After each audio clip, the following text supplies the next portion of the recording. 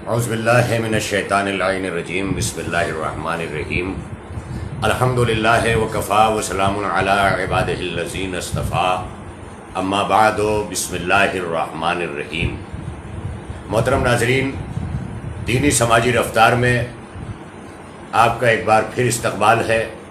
ہر سنیچر کو دینی سماجی رفتار ہفتے بھر کی سوشل میڈیا پر ہونے والی دینی سماجی سرگرمیوں پر بے لاگ تبصرے کے لیے مشہور یہ پروگرام جو آپ کا محبوب پروگرام بن چکا ہے، جس میں ہم اس بات کی حتی المقدور کوشش کرتے ہیں کہ عادلانہ طور پر بے لاگ بے لپیٹ تبصرہ ہو، اور ہم اس لاک ڈاؤن میں جس طرح سے اپنی زندگیوں کو گزار رہے ہیں اس میں ہم حالات سے باخبر رہ سکیں۔ دین اور سماج جو ہماری زندگی کا اہم رکن ہے اور جس کے بغیر ہماری زندگی کا تصور محال ہے۔ ہماری زندگیاں یا دینی ہیں یا سماجی ہیں۔ دینی اور سماجی زندگیوں پر مشتمل ہماری حیات اس وقت جن ادوار سے گزر رہی ہے وہ ہر کسی پر ظاہر و باہر ہے، لہٰذا یہ فیصلہ لیا گیا کہ ایک ایسے پروگرام کا انعقاد ہو کہ جو آپ کو اور ہمارے خصوصاً نوجوانوں کو جو ڈاؤٹ کا شکار ہوتے ہیں اور سوشل میڈیا پر ہونے والی ایکٹیویٹیز پر، اس بیچ ہم نے جو سب سے زیادہ مناظر دیکھے، میں نے ہمیشہ کہا کہ پورے ہفتے میں جو بھی ہمارے سوشل ایکٹیویٹیز ریلیجس ایکٹیویٹیز ہوتی ہیں ان کا ہم ذکر کرتے ہیں۔ اس بار سوشل میڈیا پر سب سے زیادہ ماہ مبارک ذی الحج، جسے ذی الحجہ کا مہینہ کہتے ہیں، اس کے داخل ہوتے ہی اس کے ابتدا میں پہلی ہی تاریخ کو عقد علی و بطول علیہ السلام، اور اس کے بعد آنے والی 7 تاریخ کو حضرت امام محمد باقر علیہ السلام کی شہادت کی شب گزری، اور اس شب شہادت میں ہر جگہ پر مومنین نے حتی المقدور اپنی وساست اور اپنی بساط کے مطابق اپنے مولا کا غم منایا۔ آن لائن پروگرام ہوئے، عزاداریاں ہوئیں، علماء و ذاکرین کے بیانات ہوئے، جگہ جگہ لوگوں نے اس تہذیب عزاداری سے منحرف ہو کر اس وبائی دور میں بھی اپنے مولا کو خراج عقیدت پیش کیا اور یہ بتانے کی کوشش کی کہ ہمارے لیے کائنات آدم و عالم میں اہل بیت طیبین و طاہرین کی محبت سے بڑھ کر کے کوئی مقصد حیات نہیں ہے، کیونکہ یہی اجر رسالت ہے۔ اگر ہم مسلمان بھی ہیں تو اس وقت تک ہمارا اسلام ہی مکمل نہیں ہوتا جب تک کہ ترسیل دین و شریعت کی اجرت ہم اللہ کے رسول کی خدمت میں پیش نہ کر دیں۔ اس وقت تک ہمارا دین اسلام پر عمل کرنا بھی حرام کے مترادف ہوگا، کیونکہ اس پر حق رسالت معاب باقی رہے گا، اور جس پر رسول اللہ کا حق باقی رہ جائے وہ ہمارے لیے قابل استعمال نہیں ہے۔ لہذا قرآن نے اس ضمن میں کھل کر کے اپنے دامن میں آیت رکھی، قل لا اسألکم علیہ اجرا الا المودۃ فی القربى، اے میرے رسول آپ کہہ دیجئے کہ میں اپنی رسالت کی اجرت کچھ نہیں چاہتا سوائے اس کے کہ میرے اقربا، میرے اہل بیت میری طرف سے محبت کرو۔ تو اب محبت کرنا اجر رسالت ہے۔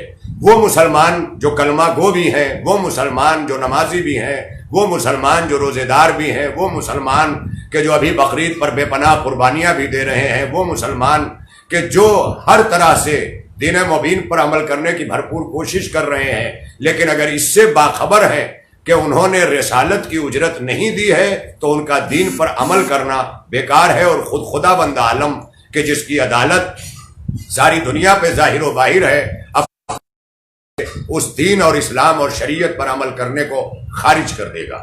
لہذا ناظرین محترم، امام محمد باقر علیہ السلام کا ہم نے تابوت اٹھایا اس غربت اور اس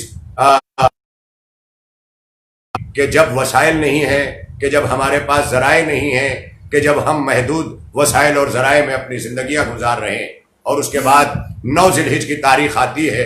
9 ذی الحج شہید کوفہ سفیر حسین حضرت مسلم ابن عقیل علیہ السلام کی یہ شہادت پوری دنیائے شیعت کے لیے اور خصوصاً کوفے کے ماحول کو سامنے رکھ کر کے ایک مرتبہ ہمارے ذہن و دل کو جھنجھوڑنے کے لیے کافی ہے کہ انسان جس وقت جناب مسلم علیہ السلام کی شہادت ہو رہی ہے، 9 ذی الحج کی تاریخ جوق در جوق حج کے لیے آ رہے ہیں۔ آپ کو پتا ہے حج کے ارکان مناسک حج جو شروع ہوتے ہیں وہ میدان عرفات سے اس کا آغاز ہوتا ہے۔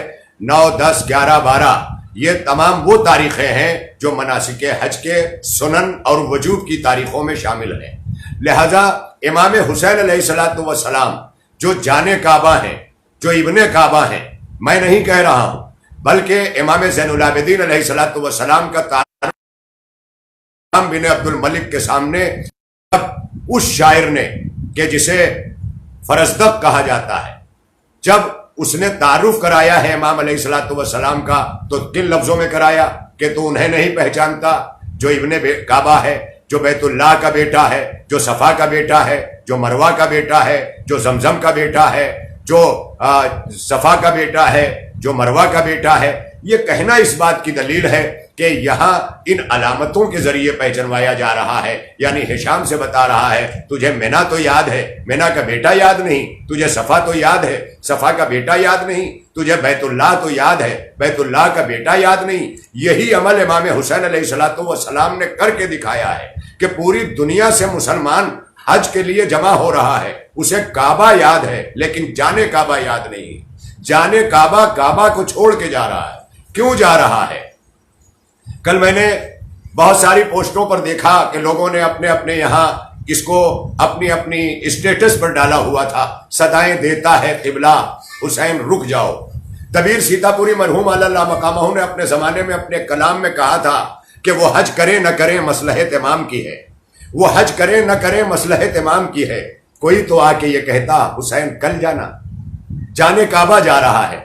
ایک بات اور واضح ہو گئی، اس لاک ڈاؤن کے ماحول میں جن لوگوں کو آسانیاں فراہم ہیں، بکرے لا رہے ہیں، اپنی قربانیاں کر رہے ہیں، اپنی عبادتیں کر رہے ہیں، بڑے شوق سے لوگ اپنی اپنی عبادتوں میں مشغول ہیں، مگر اپنے اگر گرد و پیش سے غافل ہیں، تو گویا امام حسین علیہ السلام کا یہ پیغام ہے کہ دیکھو ان کی مثال کہ جو اپنے پڑوس سے، اپنے رشتوں سے، اپنے سماج سے غافل ہو کر کے رب کی عبادت تو کر رہے ہیں لیکن سب سے غافل ہیں، ان کی مثال ویسے ہی ہے جو ان حج کرنے والوں کی تھی کہ جب سیدہ کا لال حج کیے بغیر جا رہا تھا اور لوگوں کو شوق حج سوار تھا۔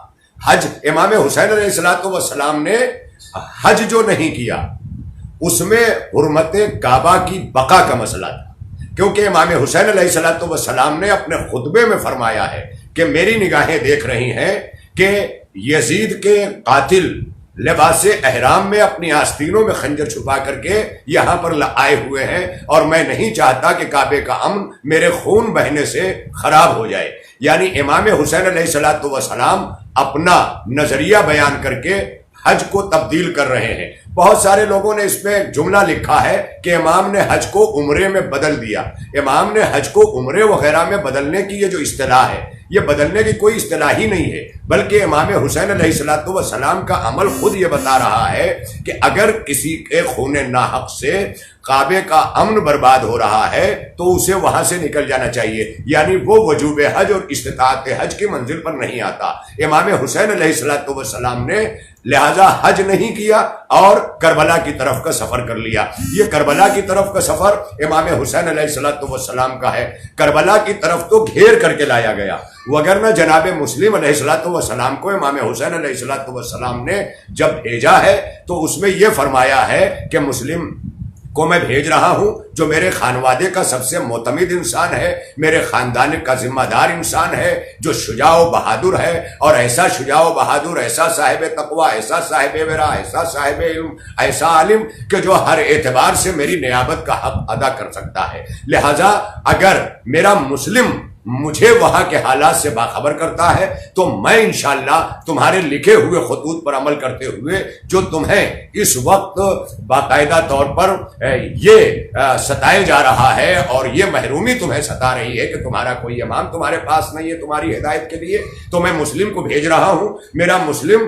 تمہارے حالات کو دیکھے گا، میرا مسلم ضرورت کو محسوس کرے گا، میرا مسلم مجھے کہے گا تو میں آؤں گا۔ اس سے ایک بات یہ بھی پتہ چل گئی دنیا والوں کو کہ ساری دنیا لاکھ امام کو بلا رہی ہو، لیکن امام جسے اپنا نمائندہ بنا دے، امام علیہ السلام کی نگاہ اس کی طرف ہے۔ اگر غیبت امام چلے گئے ہیں تو اب امام کی نگاہ وقت کے مرجع پر ہے۔ پوری دنیا اجل علی ظہوری کہتی رہے، لیکن وقت کا مرجع جو امام علیہ السلام سے رجوع ہو کر کے کرے گا اس کی اہمیت زیادہ ہوگی۔ یہ والسلام اور امام حسین علیہ الصلوۃ والسلام کے عمل نے بتایا۔ آپ کا میں شکر گزار ہوں، اور بہت سارے لوگ جو اس وقت جڑے ہوئے ہیں مجھ سے، آپ سب کا استقبال، آپ سب کا خصوصی شکریہ ادا کرتے ہوئے دینی سماجی رفتار میں جو ہر سنیچر کو رات 10 بجے آپ تشریف لاتے ہیں اور آپ اسے کامیاب بناتے ہیں، اور آپ ہی کی حاضری سے نہ جانے دور دور تک کتنے افراد اسے دیکھ رہے ہیں۔ یہ رہی دینی رفتار، پہلی ذی الحج سے لے کے 7 ذی الحج، 7 سے 9 ذی الحج، اور آج عید الاضحیٰ جو ہم نے سنت ابراہیمی پر عمل کیا ہے۔ سنت ابراہیمی کاٹ کر گوشت کھا کر کے سو جانا، اس کا نام قربانی نہیں ہے، یہ تو ایک علامت ہے۔ علامت کا مطلب یہ ہے کہ علامت جناب ابراہیم علیہ الصلوۃ والسلام کی یاد ہے، لیکن اس کے ذریعے قربانی کا اصل مسئلہ وہ یہ ہے کہ اگر حکم الہی آ جائے اور اگر اللہ کی اطاعت میں وہ منزل بھی آ جائے تو ہم ایسی چیزوں کو بھی اللہ کی راہ میں پیش کرنے سے گریز نہ کریں جو کائنات میں سب سے زیادہ ہم کو محبوب ہے۔ جیسا کہ قرآن حکیم کہہ رہا ہے، لن تنالوا البر حتی تنفقوا مما تحبون، تم ہرگز نیکیوں کو نہیں پہنچ سکتے جب تک کہ اپنی محبوب چیز اللہ کی راہ میں خرچ نہ کرو۔ یعنی اللہ کی راہ میں اگر دینا ہے تو محبوب ترین چیز دینا ہے۔ جناب ابراہیم علیہ الصلوۃ والسلام یا پوری دنیا کے انسانوں کی نگاہ میں جو چیزیں سب سے زیادہ محبوب ترین ہیں، ان میں سب سے پہلی منزل پر اپنی جان ہے، دوسری منزل پر اولاد ہے، تیسری منزل پر مال ہے۔ یہی وہ 3 چیزیں ہیں جسے انسان اپنی فطرت میں سب سے زیادہ محبوب رکھتا ہے۔ لہذا ابراہیم علیہ الصلوۃ والسلام کا امتحان ان تینوں چیزوں کے ذریعے لیا گیا، اور اللہ تعالیٰ نے جب میں جناب ابراہیم کو ثابت قدم پایا تو دنیا ہی میں فیصلہ سنا دیا کہ وَلَنَبْلُوَنَّكُمْ بِشَيْءٍ وَإِذِ ابْتَلَىٰ إِبْرَاهِيمَ رَبُّهُ بِكَلِمَاتٍ فَأَتَمَّهُنَّ قَالَ إِنِّي جَاعِلُكَ لِلنَّاسِ إِمَامًا۔ اے ابراہیم، ہم نے تمہیں انسانوں کا امام بنایا، ہم نے تمہیں آزمایا، ہم نے تمہیں آزمائش میں پورا پایا، تم آزمائش میں میری کھرے اترے، لہذا تمہارا انعام یہ ہے۔ اللہ نے یہ بھی بتا دیا کہ اللہ ان امتحانوں میں کامیابی کا انعام دنیا میں بھی عطا کرتا ہے، دنیا میں بھی عطا کرتا ہے، اور جناب ابراہیم علیہ السلام کو وہ انعام دیا کہ فقط اور فقط یہی نہیں کہ انسانوں کا امام بنایا، بلکہ امت محمدیہ میں اور شریعت محمدیہ میں صبح قیامت تک کے لیے جناب ابراہیم علیہ الصلوۃ والسلام کی اس سنت کو اس طرح سے اجاگر کروایا کہ خود رسول اللہ صلی اللہ علیہ وآلہ وسلم نے فرمایا کہ قربانی سنت موقدہ ہے۔ موقدہ کا مطلب یہ ہے کہ وہ سنت جس کی تاکید کی گئی ہو، جب تاکید کر دی جاتی ہے تو وہ واجب کے قریب ہو جاتی ہے۔ رسول اللہ صلی اللہ علیہ وآلہ وسلم نے قربانی کے حوالے سے یہ بھی فرمایا ہے کہ اگر کسی کے پاس قربانی کے لیے رقم موجود نہیں ہے اور اسے قرض بھی لینا پڑ جائے تو قرض لے کر کے قربانی کرے، میں محمد بن عبداللہ اس کے قرضے کی ادائیگی کی ذمہ داری اپنے ذمے لیتا ہوں کہ اس قرض کو میں ادا کروں گا۔ یعنی آپ سوچئے کہ یہ قربانی کتنی عظیم ہے۔ یہ قربانی اتنی عظیم کیوں بنائی گئی؟ تاکہ آپ علامتوں کو دیکھ کر کے اصل روح قربانی تک پہنچے۔ جب آپ کے چھری کے نیچے آپ کا دمبا ہو، اور وہ بھی وہ دمبا۔ افسوس یہ ہے کہ میں نے سوشل میڈیا پر واٹس ایپ پر پورے تمام چیزوں پر جہاں لوگ ایک دوسرے کو مبارکبادیاں دے رہے ہوتے ہیں، اس میں نے یہ بھی مذاق تک اڑا رہے ہیں۔ کہیں بوٹیاں دکھائی جا رہی ہیں، کہیں پر کوئی چیز دکھائی جا رہی ہے۔ یہ تمام چیزیں دکھا کر کے گویا شاعر اللہ کا اور اس کی شبیہ کا مذاق اڑایا جا رہا ہے۔ کیا یہ ایک عذاب نہیں ہے؟ کیا اس سے ڈرنے کی ضرورت نہیں ہے؟ یعنی ابھی میں نے دیکھا کہ کسی نے لکھا کر چکے ہم فدا جانو تن ساتھیوں، اب تمہارے حوالے مٹن ساتھی۔ ایک مسلمان غیرت کا مقام ہے، اور اس کے بعد کورونا نہ آئے، یعنی یہ عالم کرے۔ جناب ابراہیم علیہ الصلوۃ والسلام خلیل اللہ کی سنت ادا کر رہے ہیں، اور وہ کہ جس کا خون جو ہے وہ ہمارے لیے متبرک ہوتا ہے، جس کا گوشت ہمارے لیے تبرک بنتا ہے، اس کا ہم مذاق اڑا رہے ہیں۔ اور اس طرح کی چیزیں کہیں ایسا تو نہیں کہ ہم اسے فارورڈ کرنے میں اسلام دشمن طاقتوں کو اور دوسری چیزوں کو سامنے لے رہے ہیں، اور اس کے بعد وہ جو اسلام دشمن اور سماج دشمن اور شریعت دشمن لوگ پروپیگنڈے کر رہے ہیں، ہم اس پروپیگنڈے کی زد میں آ کر اپنے ہی ہاتھوں سے ہم اسے فارورڈ کر رہے ہیں، ہم غور بھی نہیں کر رہے ہیں۔ ہمارے لیے عقل دی ہے اللہ نے، فکر کا مقام ہے ہمارے لیے کہ ہم سوچیں، اور ہم اس طرح کے میسیجز بنا رہے ہیں، ہم بقرہ عید کی مبارکباد دے رہے ہیں، تو ہم بکرے کو جو ہے وہ پورا وہ کر کے، اور نہ جانے کیا کیا آپ کی نگاہوں کے سامنے ہے۔ میرے پاس وقت نہیں ہے کہ میں اس پر تبصرہ کرنے کے لیے جاؤں، میں فقط اور فقط اتنا کہنا چاہتا ہوں کہ یہ مقام احترام ہے، اس کا گوشت تبرک ہے، اس کا جانور جو ہے وہ احترام کیے جانے کے لیے ہے۔ آپ وہ جانور جو آ رہا ہے، اب مسلمان ہم سے سوال کرتا ہے یہ ذوالجناح کیوں بناتے ہو؟ اب اس کا جواب اسی قربانی سے مل جاتا ہے۔ شاید اللہ نے اسی لیے یہ بکرا جناب ابراہیم علیہ السلام کے لیے اس زمانے میں جو دمبا جنت سے بھیجا تھا، جب وہ دمبا وہ بھیجا تھا، اس کے نام پر ہم دمبا خرید کے لاتے ہیں، تو ہمارے لیے مقام فکر ہے کہ نہیں ہے کہ بقرعید میں ہم سے یہ کروایا تاکہ محرم پر بننے والے ذوالجناح پر کسی کا اعتراض نہ ہو سکے۔ اس لیے اعتراض نہ ہو سکے کہ اگر تم سمجھنا چاہتے ہو تو یہ اسی طرح سمجھ میں آئے گا کہ جیسے حضرت ابراہیم علیہ السلام کے اس دمبے کی یاد میں آنے والا بکرا تمہاری سمجھ میں آتا ہے۔ اس کے گلے میں پڑی ہوئی رسی بھی یہ احترام کے قابل ہے۔ جب یہ احترام سمجھ لے گا، اب یہاں سے ایک بات سمجھ میں آتی ہے کہ جنہوں نے احترام ذوالجناح نہیں کیا، احترام تبرکات یہ لمحے فکر انہوں نے نہیں کیا کہ ان کی نگاہ میں احترام قربانی بھی نہیں ہے اور احترام دمبا بھی نہیں ہے، لہذا ہمارے لیے یہ لمحات فکریہ۔ تیسری چیز جو میں آپ کی خدمت میں عرض کروں، سوشل میڈیا پر خاص طور پر ہم جو یہ دیکھ رہے ہیں کہ بہت دنوں سے ادھر یہ چیزیں آ رہی ہیں کہ ہم عید نہیں منائیں گے، ہم بقرعید نہیں منائیں گے کیونکہ آل محمد علیہ السلام کے گھر میں سوگواری ہے۔ تو یاد رکھیے گا اس عید کو سوگواری تھی جب جناب مسلم علیہ السلام کوفے میں شہید ہوئے، وہ سوگواری تھی۔ تب امام حسین علیہ السلام راستے میں ہیں، تب سوگواری تھی۔ 1400 برس تک اس کو پیش کر کے جو لوگ، ابھی پاکستان کی کسی آئی ڈی پر میں نے یہ دیکھا کہ کسی نے لکھا کہ لوگ کہتے ہیں کہ شیعہ عید، پوسٹ ہی غلط ہے۔ سوال یہ پیدا ہوتا ہے کہ شیعہ کیوں نہیں عید مناتے؟ ہر طرف شیعہ عید منا رہے ہیں، جہاں جہاں شیعہ ہیں اپنے پڑوس والوں سے نئے کپڑے پہن کے گلے مل رہے ہیں، قربانیاں کر رہے ہیں، گوشت بھجوا رہے ہیں۔ شیعت کے اندر باقاعدہ نماز عیدین لکھی ہوئی ہے، عید کے دن کا فطرہ لکھا ہوا ہے، قربانی لکھی ہوئی ہے، اور ہر شیعہ منا بھی رہا ہے۔ یہ کون لوگ ہیں؟ اس کا مطلب یہ اسلام دشمن طاقتیں یہ ہم سے کام، لوگ الگ الگ طریقوں سے اپنے اپنے تبصرے لکھ رہے ہیں۔ میرے نوجوانوں اس سے باز آ جاؤ، اس سے باز آ جاؤ، کیونکہ یہ چیزیں تمہیں منتشر کر کے بکھیر کر کے رکھ دیں گی۔ کیا تو سلام نے عید نہیں منائی؟ بے شک منائی۔ دوسرے ائمہ نے نہیں منائی؟ بے شک منائی۔ اب رہا یہ کہ عید کے دن ماتم، عید کے دن ماتم کرنے سے یہی تو غم حسین کا فیض ہے کہ آپ غم حسین میں کو لے کر کسی بھی خوشی غم منا سکتے ہیں، لیکن امام حسین کے غم میں کوئی خوشی نہیں منا سکتے۔ یہی کربلا کا غم سب سے بڑی عظمت کا حامل ہے۔ یعنی آپ کسی بھی موقع پر عید آئے آپ ماتم کر لیجئے، لیکن ماتم کا دن بنا کر کے عید نہ کیجئے، بلکہ عید کے دن ماتم کیجئے۔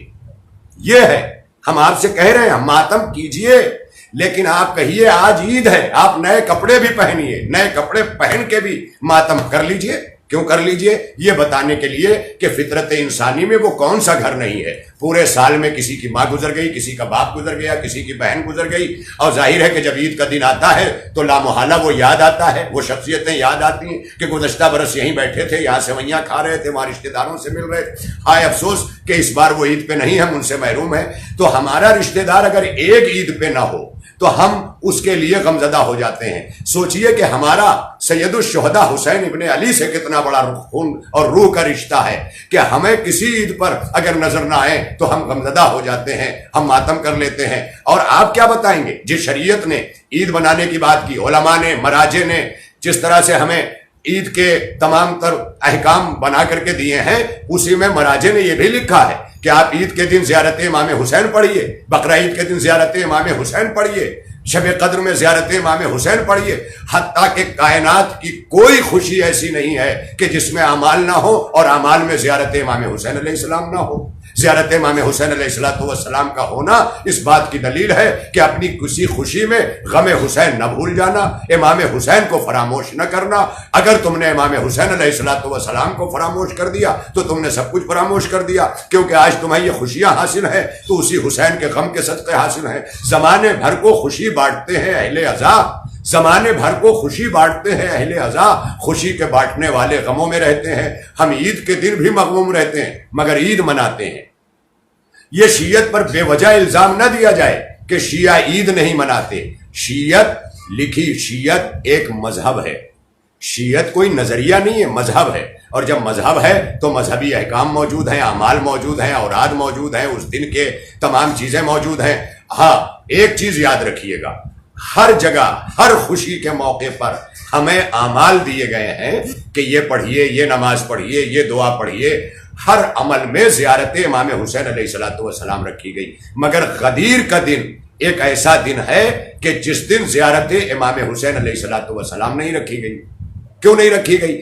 وہاں پر شریعت یہ سمجھانا چاہتی ہے کہ چونکہ غدیر کے میدان میں مولائے کائنات کی ولایت پر چیخ مار کر شیطان رویا تھا، اللہ چاہتا ہے کہ شیطان کے آنسو سے مومنین کے آنسو نہ ملے، جہاں شیطان روئے وہاں مومن خوشیاں منائے۔ لہذا اس دن زیارت امام حسین علیہ السلام مذہب تشیع میں، مذہب اہل بیت میں نہیں رکھی گئی ہے۔ اس لیے آپ ان تمام چیزوں سے جو ہے وہ باخبر رہیں میرے نوجوانوں، اور بہکاوے میں نہ آئیں، ادھر ادھر کی پوسٹوں کو جو سمجھ میں نہ آئے وہ اپنے قریب ترین علماء سے پوچھیں، اپنے جاننے والوں سے پوچھیں، اور ہر دور کے لوگوں کو امام حسین علیہ السلام کا غم ملا ہے، ہر زمانے میں عید منائی گئی ہے۔ وَجَعَلْتَهُ لِلْمُسْلِمِينَ عیدا، ہم خطبہ پڑھتے ہیں، ہم قنوت پڑھتے ہیں، اللہم اہل الکبریاء والعظمہ واہل الجود والجبروت واہل التقوی والرحمہ واہل العفو والمغفرہ اسألک بحق ھذا اليوم الذی جعلتہ للمسلمین عیدا۔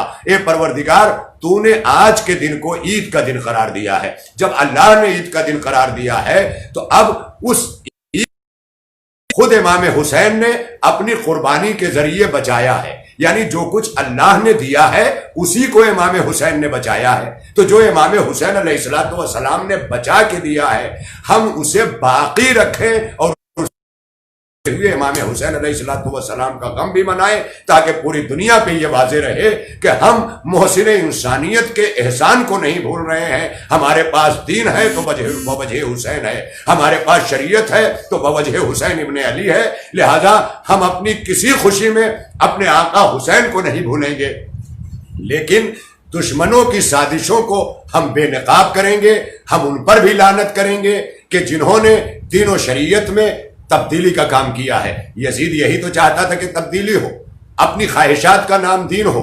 آپ کیسے ہیں وہ لوگ کہ جو حسینیت زندہ باد بھی کہتے ہیں اور اس کے بعد اپنی خواہشات کو گھسا کے اسے دین و شریعت بنانا چاہتے ہیں؟ یہ تو یزیدیت ہے۔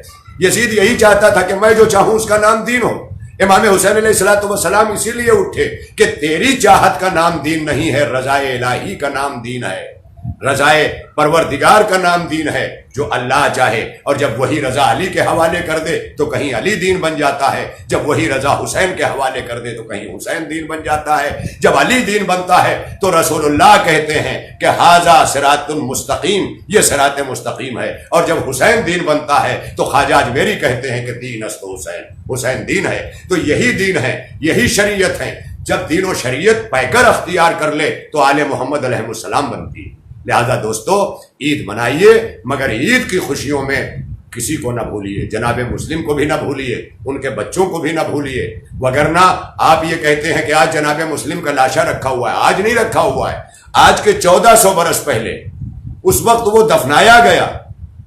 جناب مسلم علیہ السلام دفنا دیے گئے ہیں، ان کا مدفون ہے، ان کی قبر مطہر ہے، وہ مرکز خلائق بنی ہوئی ہے، زیارت گاہ خلائق بنی ہوئی ہے، لوگ دھوپ جھوک در جھوک جا رہے ہیں۔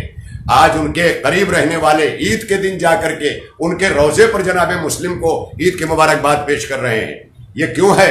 اسی بات کے لیے کہ جناب مسلم آپ نے امام حسین علیہ السلام کے تو یاد رکھیے گا کہ انہوں نے نصرت کی ہے، سفارت کی ہے امام حسین علیہ السلام کی۔ اب سوشل میڈیا پر لکھنے والے یہ لکھ رہے ہیں کہ صاحب آج جناب مسلم کا لاشا پڑا ہے، ہم عید کیسے منائیں؟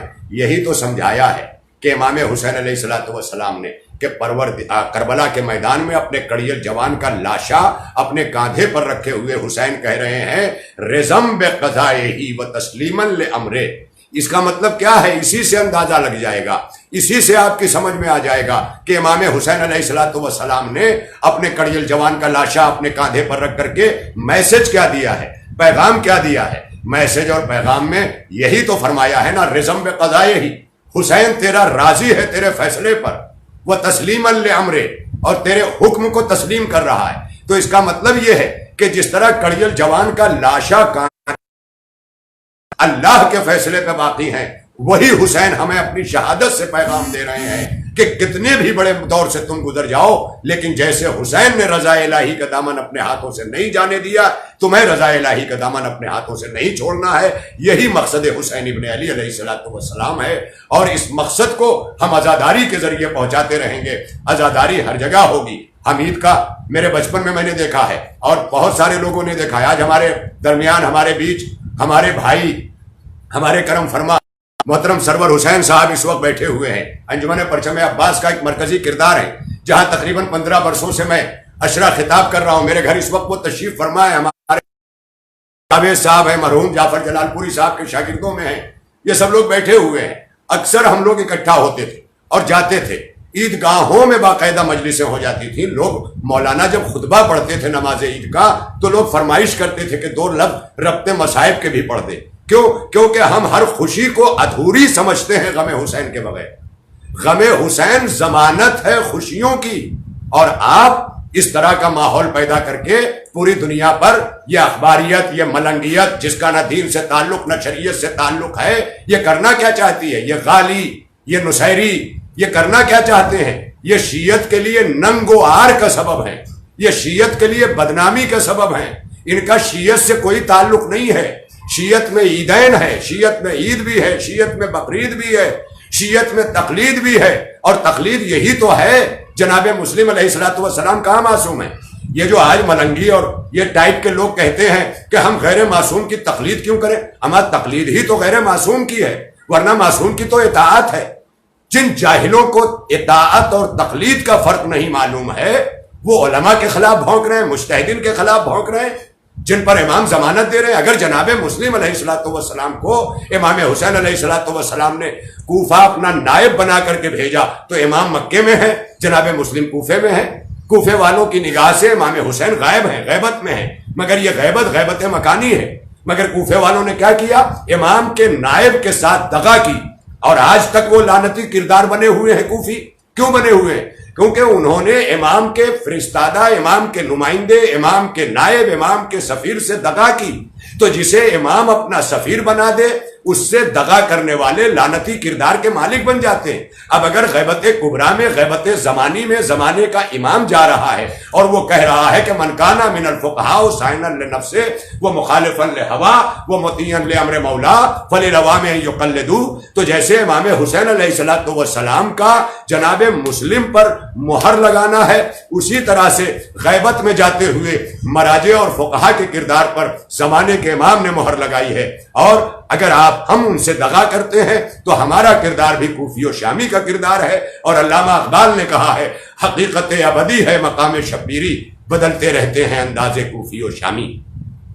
تو یہ کوفی اور شامیوں کے انداز بدلتے رہیں گے. یہ ہمیشہ شیعت میں رکھنا کا سبب، مسلمانوں میں رکھنا کا سبب آج یہ ایجنٹس ہیں جو بنائے گئے ہیں یہودیت کے، کہ کہاں مسلمانوں میں انہیں اختلاف کرنا ہے، کہاں شیعوں میں اختلاف کرنا ہے، کہاں عزاداروں میں اختلاف کرنا ہے. بہترین موقع یہ سوشل میڈیا انہیں فراہم ہے، کیونکہ چہرہ دکھائی نہیں دے رہا ہے اور مائی کے لال بھی نہیں ہے، جگر بھی نہیں رکھتے کہ سامنے آئیں. نقلی آئیڈیاں بنا رہے ہیں، اور یہ سب کتنا بڑا عذاب ہے. اس سے ان کو کیا لینا دینا ہے؟ وہ تو آئے ہی ہیں کار عذاب کے لیے. شمر کو اس سے کیا لینا کہ وہ حسین کا قاتل ہے؟ اس کو تو اپنے انعام سے مطلب ہے. اسی طرح سے یہ شمر ہیں اور یہ خولی ہیں، یہ حسین بن نمیر جیسے لعنتی لوگ ہیں، ان کو کیا لینا دینا؟ ان کے سامنے امام حسین علیہ السلام حجت تمام کر رہے ہیں، اس کے باوجود بھی ان کے کانوں پہ جو نہیں رینگ رہی ہے. کیوں؟ کیونکہ انہیں اپنا مقصد عزیز ہے، یہ اپنا مقصد عزیز رکھنا چاہتے ہیں. لہذا دوستوں اور عزیزوں، دنیا شیعت کا ایک ایک بچہ، ایک ایک نوجوان، ایک ایک بزرگ ہمارے لیے سب کے سب عزیز ہیں. میں شکر گزار ہوں آپ کا جناب حامد بھائی جعفری صاحب. آپ ہمیشہ ماشاءاللہ سے ہمارے ساتھ شریک ہوتے ہیں اور اسی طرح سے میں دیکھ رہا ہوں میری نگاہیں ہمارے ذاکر بھائی ہیں, دوسرے تمام لوگ جو ہمارے اسکرین پر سر دست نظر آ رہے ہیں. میں آپ سب کی خدمت میں ایک بار پھر دست ادب جوڑ کر آپ کا صمیم قلب سے شکر گزار ہوں کہ میرا مقصد صرف اور صرف شیعت کو ہر طرح کے افتراق سے, ہر طرح کے انتشار سے بچائے رکھنا اور حقیقت سے باخبر کرتے رہنا. آنے والا محرم ہمارے لیے پھر ایک مرتبہ چیلنجنگ کا سبب بنا ہوا ہے کہ ہمیں غم حسین بھی منانا ہے, مگر گائیڈ لائن کے ساتھ منانا ہے کہ جو بھی گائیڈ لائن ہوگی اگر اس کو ہم توڑ رہے ہیں تو نہ اس کے لیے ہمارے مراجع جو ہیں اس کی اجازت دے رہے ہیں اور نہ ہی محکمہ صحت اس کی اجازت دے رہا ہے. لہذا ہمیں چاہیے. اور ایک بات اور یہ بھی یاد رکھیے گا, آخر میں یہ بات کہتا چلوں, جب میں اپنے مراجع کی توضیح المسائل اٹھاتا ہوں تو اس میں قربانی کے لیے جن جانوروں کی عمریں لکھی ہوئی ہیں ان عمروں میں یہ لکھا ہوا ہے کہ اونٹ اتنے سال کا ہو, گائے اتنے سال کی ہو, بکرا اتنے سال کا ہو, میڈھا اتنے مہینے کا ہو. یہ ساری چیزیں لکھی ہوئی ہیں. اس میں ایک لفظ گائے بھی لکھا ہوا آتا ہے. تو گائے لکھا ہوا آنا اس بات کی دلیل نہیں ہے کہ آپ ہندوستان میں گائے کی قربانی کریں. نہیں, ہمارے مراجع نے واضح لفظوں میں یہ بھی کہا ہے کہ جن حکومتوں نے کسی جانور پر پابندی لگائی ہوئی ہے اور اس پابندی کی وجہ سے اگر مومن کی عزت پہ حرف آتا ہے تو اس جانور کی قربانی دینا جائز نہیں ہے. لہذا اگر انہوں نے لکھا ہے تو اس بات کے لیے نہیں لکھا ہے کہ آپ ہندوستان میں گائے کی قربانی دیں, بلکہ اس لیے لکھا ہوا ہے کہ جہاں گائے کی قربانی ہو سکتی ہے اس جگہ پر گائے کی یہ عمر ہونا چاہیے, یہ اس میں قطعی نہیں ہے. تو جو اپنی جہالت کا شکار ہیں, اپنے قریب کے علماء سے ملنا بھی نہیں چاہتے ہیں, خود کتاب اپنے لیے کافی بنا لیتے ہیں, وہ سوچتے ہیں کہ گائے کی قربانی ہمارے ہندوستان میں روا نہیں ہے, کیونکہ ہندوستان میں ایکٹ کے تحت گائے کا ذبیحہ جو ہے وہ ممنوع ہے. اور اگر گائے کا ذبیحہ منع کیا گیا ہے اس کے باوجود بھی کوئی کر رہا ہے تو اس کا گوشت قطعی طور پر جائز نہیں ہوگا, بلکہ فقہ کی روشنی میں وہ حرام قرار پائے گا. بالکل اسی طرح کہ میں نے پہلے بھی کہا تھا کہ اگر کوئی سعودیہ سے, دبئی سے سونا خرید کر کے لا رہا ہے اور اپنے ملک کے اندر پہنچ کر ایئرپورٹ پر اگر کسٹم ڈیوٹی اس کی بھرتا نہیں ہے تو وہ نمبر 2 کا مال کہا جاتا ہے, جبکہ چرایا ہوا نہیں ہے, ڈاکہ نہیں ڈالا ہوا ہے, خریدا ہوا ہے حرام کی کمائی سے.